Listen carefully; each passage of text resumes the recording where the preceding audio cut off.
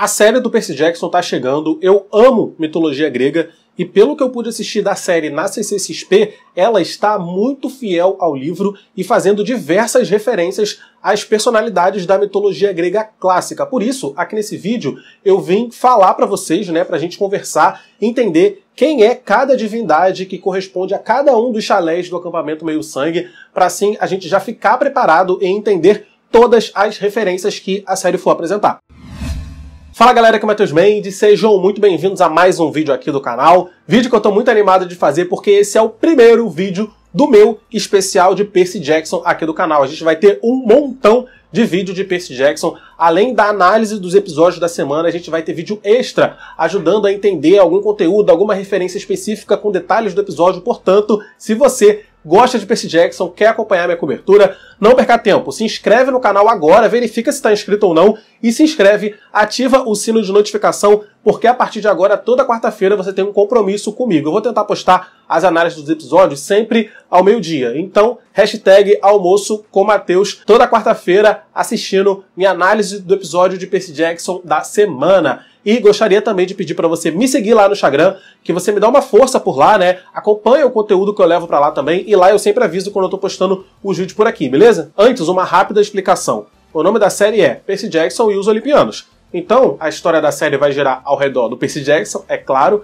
mas ao redor dos Olimpianos também, que são esses 12 deuses que vivem no Monte Olimpo, que são os deuses principais da mitologia grega e são os deuses que têm ali um chalé no acampamento Meio-Sangue. Nesse vídeo a gente vai falar sobre eles. Durante a série, quando eles forem citando monstros, né, quando eles forem citando divindades e deuses menores, a gente fala mais sobre o histórico e mais sobre esse personagem, beleza?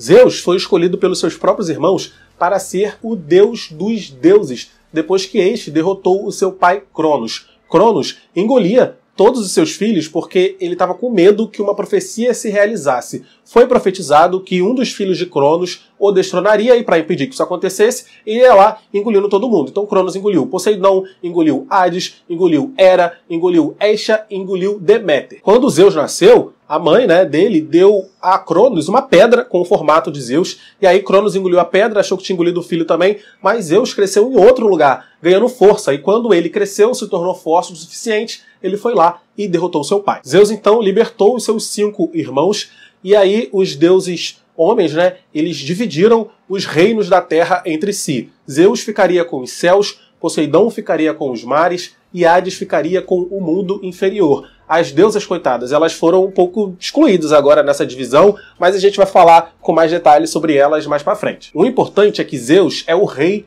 dos deuses. Ele também é o deus do céu e do trovão? Claro, ele é também. Mas a sua principal ocupação é ser o rei dos deuses. A ocupação de Zeus, né, ele é responsável por manter a ordem e a lei no mundo, embora o próprio Zeus não seguisse muito lei, não. Tem várias histórias aí de mulheres, enfim, que Zeus forçou, mulheres que foram vítimas de Zeus e que acabaram tendo filhos dele. Inclusive, na mitologia romana, o Zeus é chamado de Júpiter. E o planeta Júpiter, né, as luas do planeta Júpiter, foram nomeadas em homenagem a essas amantes ou vítimas de Zeus, como Europa e Calisto. E o interessante também é que em 2011, se eu não me engano, a NASA enviou uma sonda para Júpiter. E o nome dessa sonda é Juno, que é o nome romano da deusa Hera. Então o que a NASA estava fazendo era enviar a esposa de Zeus para ir lá orbitar, né, o planeta, orbitar Júpiter e ficar de olho tanto em Júpiter quanto nas luas, né, quanto nas amantes dele. E Zeus é o patrono do chalé de número 1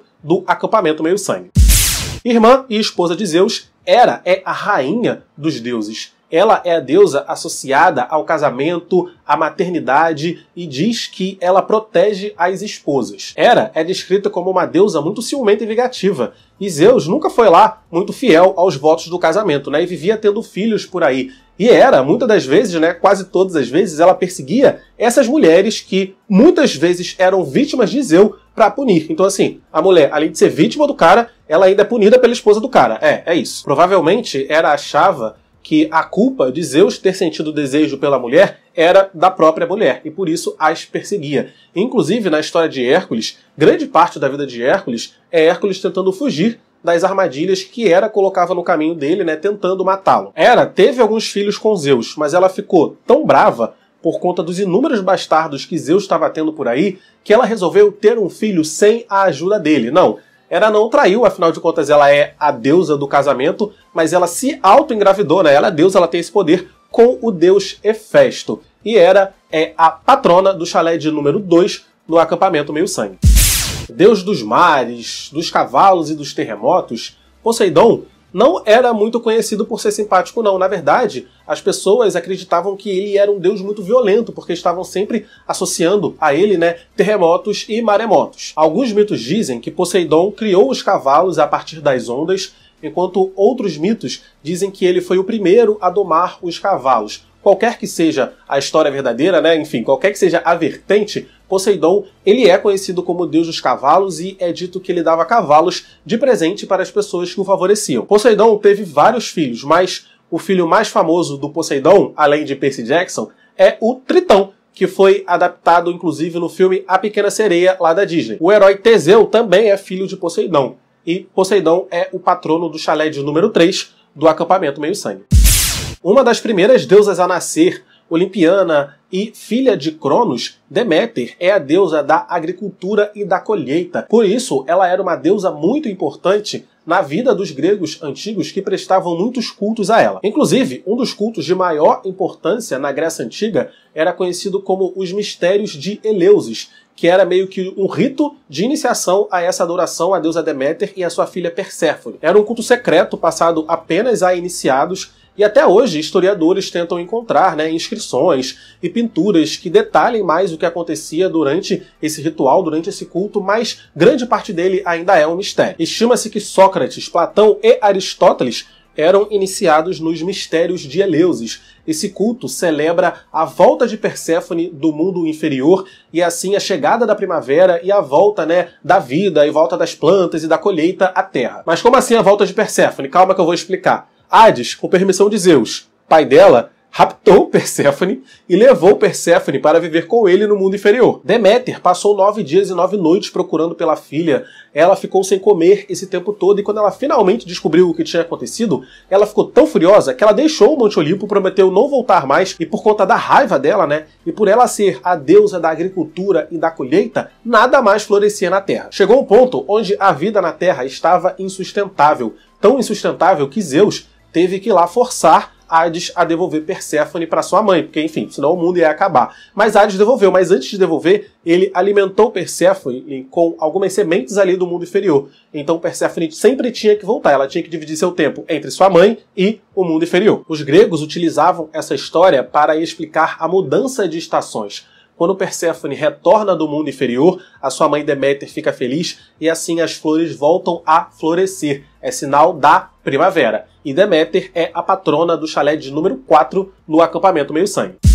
Filho de Zeus e Hera, Ares é o deus da guerra, da coragem em batalha e da ordem civil. Grande parte da sua história na mitologia grega é relacionado com Afrodite, com quem ele teve um caso aí durante muito tempo, embora Afrodite fosse casada com Hefesto. E mesmo casada com Hefesto, Afrodite sempre dava um jeito de se encontrar com Ares. Inclusive, esses encontros aconteciam na própria casa de Hefesto e eles, né, tinham relações ali na cama de Hefesto também. Até que Hefesto descobriu isso. Ele ficou muito furioso, construiu umas correntes invisíveis e deixou uma armadilha ali na cama, falou que ia sair, inventou uma história, foi embora. Assim que Hefesto saiu, Ares chegou. Ele e Afrodite, né, começaram a ficar juntos e quando eles foram para a cama, eles foram presos. Eles caíram na armadilha e ficaram presos pelas correntes de Hefesto. Imediatamente, Hefesto voltou, mas antes dele entrar em casa, ele chamou todos os deuses para enxergar, né, para expor esse adultério e fazer os dois passar vergonha. E Ares é o patrono do chalé de número 5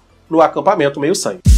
Mas já passamos da metade do vídeo e esse vídeo deu um trabalhão de fazer, de pesquisa pra caramba. Então, por favor, deixa o like aí, porque quando eu peço só no final, muita gente acaba esquecendo. Então, para garantir, deixa o like, por favor. Deusa da sabedoria em batalha, Atena é filha de Zeus com a titã Metis. Metis é a titã da astúcia, da virtude e da prudência. E quando ela ficou grávida de Zeus, Zeus se sentiu ameaçado que qualquer filho dela fosse ser muito mais sábio do que ele. Então, com medo ali do que poderia acontecer, ele resolveu engolir a Metis por inteiro. Sim, né? Cronos tinha feito a mesma coisa com todos os irmãos e agora era Zeus fazendo isso com a sua própria filha. Contudo, a gravidez de Metis continuou evoluindo dentro do estômago de Zeus. E Zeus sentia os efeitos colaterais dessa gravidez. Ele sentia muito desconforto, ele sentia muita dor de cabeça, a cabeça dele doía, até que chegou um ponto que estava insustentável. Ele foi pedir ajuda aos outros deuses do Olimpo de como lidar com isso e foi sugerido a ele que fizesse um corte na sua cabeça para aliviar a pressão. Zeus concordou e pediu para que fosse Hefesto a pessoa a brandir o machado.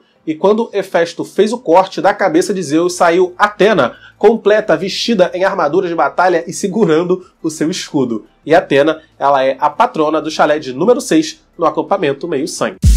Filho de Zeus e irmão gêmeo de Ártemis, Apolo é deus de muitas coisas. Ele é o deus da música, ele é o deus da profecia, ele é o deus da cura, mas ele também é o deus da doença, ele é o deus do arco e flecha, e junto com a sua irmã Ártemis, eles eram responsáveis por proteger as crianças. Como deus da profecia, o oráculo de Delfos era dedicado a ele. E na mitologia grega, né, e na realidade também na Grécia Antiga, as pessoas viajavam distâncias enormes para poder se consultar com os oráculos. Nos contos mais recentes, o Apolo é confundido com o titã Hélio, que era o titã do Sol. Então, nas adaptações, é comum ver Apolo dirigindo todo dia essa carruagem que carrega o Sol pelo céu inteiro. Originalmente, esse era o trabalho de Hélio, mas acabou caindo nas costas de Apolo. E Apolo é o patrono do chalé de número 7, no acampamento Meio-Sangue. Irmã gêmea de Apolo, Ártemis é a deusa da caça. Ártemis decidiu que ela seria uma donzela para sempre, e por isso ela não tem filhos. Inclusive, né, na Grécia Antiga, as sacerdotisas dos templos de Ártemis também eram obrigadas a permanecer, assim como a deusa, donzelas e solteiras para sempre. Ártemis era vista sempre com algumas ninfas ali, elas caçavam juntas, e uma dessas ninfas se chamava Calisto. Calisto e Ártemis, elas eram muito amigas. E assim como Ártemis, Calisto também fez o voto, né, de virgindade para sempre. Até que um dia, Zeus avistou Calisto, decidiu que estava apaixonado por ela e queria ficar com ela. Calisto até que tentou evitar, mas Zeus se disfarçou de Ártemis e assim.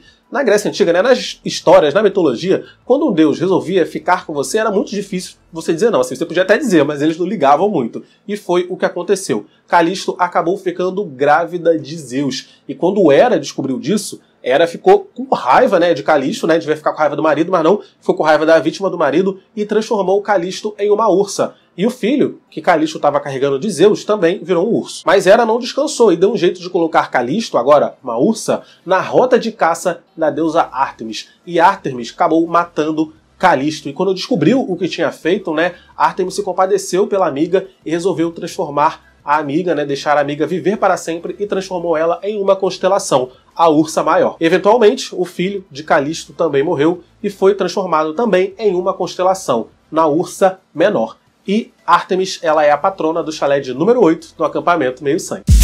Filho apenas de Hera, em uma vingança contra Zeus, como eu já expliquei aqui, Hefesto é o deus do fogo, deus da metalurgia, do artesanato e da ferraria. Mas tadinho, ele era feio. Hera ficou tão chateada quando ela viu que o filho dela era feio e que tinha uma perna que não funcionava muito bem, que ela jogou ele fora. Hera atirou Hefesto do Monte Olimpo. Ele acabou, né, sendo achado e criado por ninfas. Hefesto cresceu, virou mestre em metalurgia, em artesanato e criou um trono em homenagem à sua mãe e enviou esse trono até o Monte Olimpo. Mas Hefesto estava com raiva da mãe pelo que a mãe fez com ele e com razão. Mas Hera viu aquele trono e falou, nossa, que homenagem linda. E assim que Hera sentou no trono, ela ficou presa nele. Ninguém conseguia libertar Hera, nem mesmo Zeus. Até que Zeus prometeu que a pessoa que trouxesse Hefesto a ele daria Afrodite, né? Se casaria com Afrodite. E inicialmente, Afrodite aceitou, porque ela estava acreditando que fosse Ares a pessoa que ia encontrar Hefesto, mas enfim, deu tudo errado. Hefesto foi sozinho até o Monte Olimpo, libertou Hera e acabou casando com Afrodite. Afrodite e Hefesto nunca tiveram um filho, e Hefesto é o patrono do chalé de número 9 no acampamento Meio-Sangue. Quando Cronos cortou os órgãos genitais do seu pai Urano e os atirou ao mar, da espuma nasceu Afrodite, a deusa do amor. E casada com Hefesto, ela nunca gostou muito do Hefesto, e por isso, ao longo da história, tem diversos contos de diversos casos que ela teve, né, traindo o marido mesmo. O caso mais famoso dela foi com Ares, mas ela também já ficou com Poseidon, com Dionísio e com Hermes. E do relacionamento de Afrodite com Hermes, nasceu Hermafroditos, um rapaz muito bonito que ganhou como nome a combinação dos nomes dos seus pais. Quando o Afroditos cresceu, né, um rapaz muito bonito, ele acabou encontrando com uma ninfa, uma náiade de nome Salmacis, que tentou ter ali alguma coisa com ele. Ele inicialmente não quis, mas a náiade tentou forçar ele e a náiade clamou aos deuses para que nunca mais os separassem. Eles então foram fundidos em um ser só e assim Hermafroditos, né, se tornou a primeira pessoa intersexo do mundo. Filho de Zeus com uma ninfa, Hermes é o deus do voo, ele é o deus do atletismo, ele é o deus da astronomia, do comércio, dos viajantes e ele também é o mensageiro dos deuses. Hermes também é patrono dos ladrões e dos mercadores. E Hermes é um deus tão ágil, de pensamento tão rápido, que é dito que ele nasceu pela manhã e antes da hora do almoço ele já tinha inventado a lira. E durante a tarde ele já tinha planejado ali um plano para roubar o gado de Apolo. E Hermes concluiu seu plano, tá? Ele conseguiu roubar o gado de Apolo, escondeu o gado dentro de uma caverna, mas eventualmente ele foi descoberto. O mais impressionante é que ele fez isso tudo ainda bebê, né? Ele tinha acabado de nascer, foi no dia que ele nasceu que ele fez isso tudo. Hermes também criou o alfabeto como uma forma de facilitar as transações comerciais na humanidade e no acampamento Meio-Sangue ele é o patrono do chalé de número 11.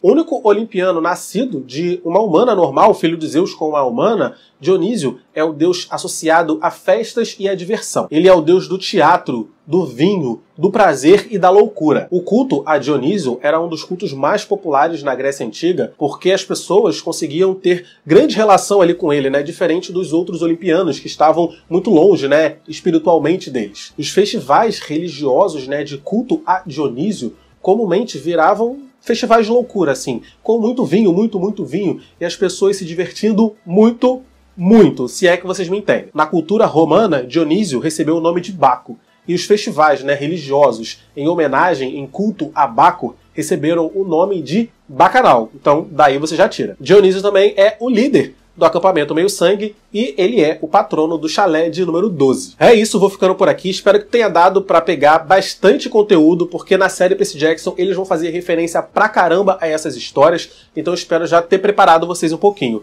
Deixa o like, por favor, se você não deixou, porque o like me ajuda pra caramba. Compartilha esse vídeo com seus amigos que estão assistindo Percy Jackson também. Coloca aqui nos comentários o que você tá achando. Clica nos meus vídeos que estão aparecendo aqui do lado pra assistir meus vídeos anteriores. É isso, tchau e até o próximo vídeo.